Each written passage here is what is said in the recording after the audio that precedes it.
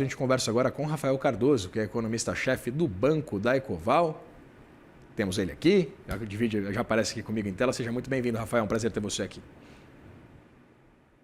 Prazer, Vitor. Vai ser ótimo falar com vocês sobre o IPCA 15. Acho que tem bastante coisa para a gente comentar. Rafael, eu queria começar exatamente entendendo essa dinâmica dos preços. A gente trouxe alguns dados, né? O setor de alimentação e bebidas voltou a subir 0,09%. Depois de 5 meses de retração, eu queria entender exatamente essa correlação com a importância do setor de inflação, de alimentação e bebida com esse avanço de 0,2%, mais um dado que traz a inflação para dentro da meta. Que balanço que a gente consegue fazer exatamente pensando primeiro no comportamento dos preços dos alimentos? Bom, quando a gente olha os preços de alimentação e bebida, que é exatamente isso que você citou, que subiu 0,09, acho importante segregar entre os dois subgrupos que têm tendências bem diferentes que compõem alimentação e bebidas. É a alimentação no domicílio e alimentação fora do domicílio. E esses dois grupos tiveram resultados bem diferentes nesse mês. A alimentação no domicílio, diferente do que era esperado que voltasse a subir, ou seja, que a inflação de alimentação que a gente compra no supermercado, esse tipo de coisa, voltasse a apresentar leitura positiva, não foi o que ocorreu. Na verdade, teve uma nova deflação nesses preços de alimentação no domicílio. Já a alimentação fora do domicílio, que é restaurantes, e aí não tem só o preço da comida, tem salários de outros fatores, aluguéis, de outros custos, esse subiu de forma mais expressiva do que a gente tinha imaginado.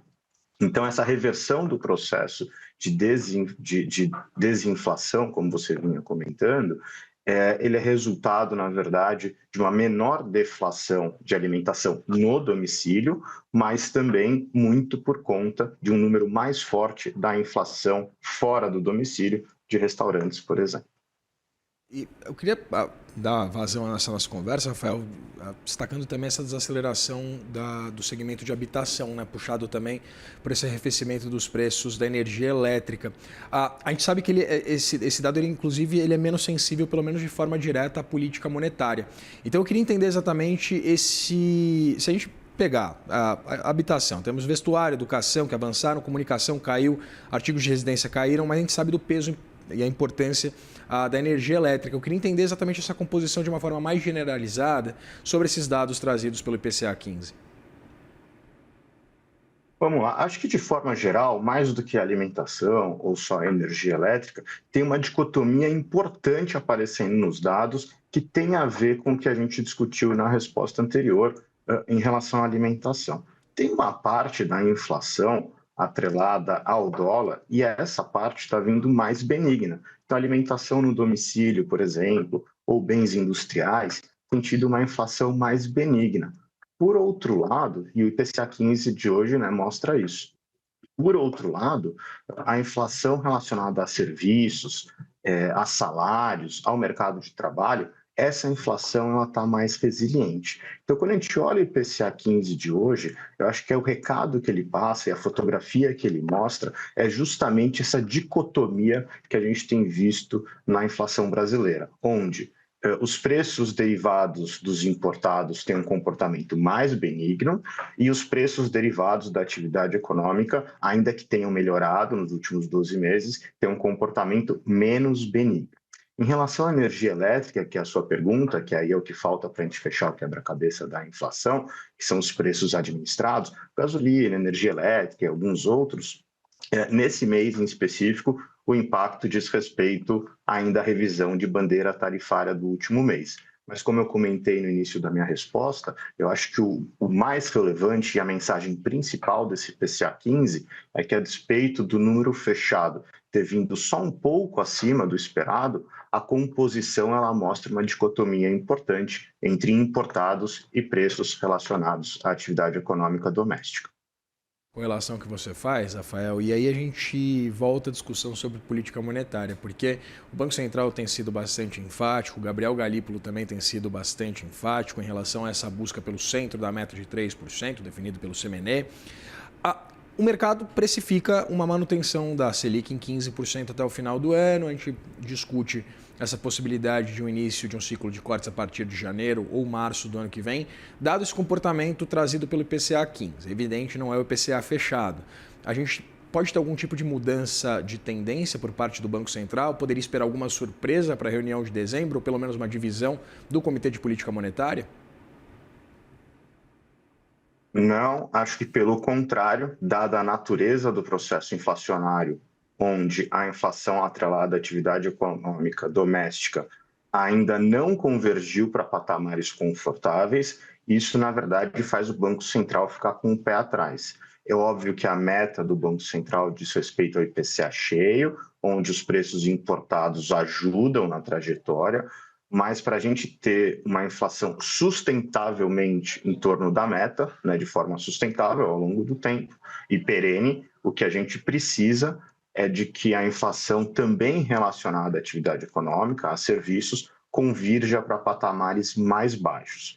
Então, o número de hoje, vamos supor que ele se repita em qualidade daqui para frente, no IPCA fechado, em dezembro, em janeiro, é um número que, na verdade, deixaria o Banco Central receoso. O que ele gostaria de ver é uma convergência dessa inflação que ainda não convergiu de forma mais expressiva, que é a inflação de serviços. É óbvio, como eu comentei, que a meta é do IPCA fechado, mas o Banco Central, quando fizer o julgamento qualitativo, ele sabe que a inflação vai ser persistentemente mais baixa quando os impactos baixistas não forem centrados só nos bens importados, mas também naquela inflação mais perene, mais inercial, mais relacionada ao ciclo econômico, que é a inflação de serviços. A inflação dos serviços, mas eu queria falar sobre um aspecto que parece até um pouco pontual, que foi exatamente esse incremento dos preços em Belém do Pará, evidentemente por causa da COP30. Belém teve a maior variação entre as regiões pesquisadas, com um incremento inflacionário de 0,67%. Hospedagens, passagens aéreas, a gente acompanhou, a gente discutiu bastante isso, acredito eu, que até a alimentação, principalmente lá na Blue Zone, na Green Zone da COP30. Márcio Gomes que alertou a gente aqui, mas, Rafael, eu queria entender se esses aspectos pontuais, eles não seriam exatamente mitigados a partir de um próximo levantamento, a gente acompanhar exatamente um arrefecimento dos preços de forma localizada, e isso poderia ter algum tipo de impacto na inflação do mês que vem? Sem dúvida, pode ter uma reversão. Acredito que o impacto pode ser perceptível, mas ele não é generalizado. O que eu quero dizer com isso? Vamos lembrar que Belém tem um peso de menos de 4% dentro do IPCA cheio. Então, por mais que os preços tenham subido de forma exorbitante, para calcular o impacto disso no IPCA, você multiplicaria ali por esse peso de Belém no índice total. Então, pode sim haver uma reversão, mas existem outros fatores que a gente acredita que fez com que o IPCA 15, divulgado hoje de novembro, tenha tido essa cara um pouco mais pressionada, né? Então, existe o componente Belém, mas existe um componente atividade econômica nacional ainda relativamente forte. Por exemplo, né, se a gente for olhar ali a inflação só de intensivos em trabalho, né, que não é propriamente aluguéis, etc., essa parte teve uma aceleração importante, está num patamar relativamente alto. Então, sim, pode ser que tenha uma devolução no próximo mês, mas a gente acha que isso é um fator pontual. Mesmo expurgando esse fator, a gente acha que o quadro é aquele que eu descrevi, de uma inflação que tem uma dualidade muito clara entre bens importados e serviços, que é mais relacionado à atividade econômica doméstica. Conversei com o Rafael Cardoso, economista-chefe do Banco da Ecoval. Rafael, muito obrigado pela disponibilidade de conversar com a gente. Eu que agradeço, foi um prazer. Prazer sempre nosso.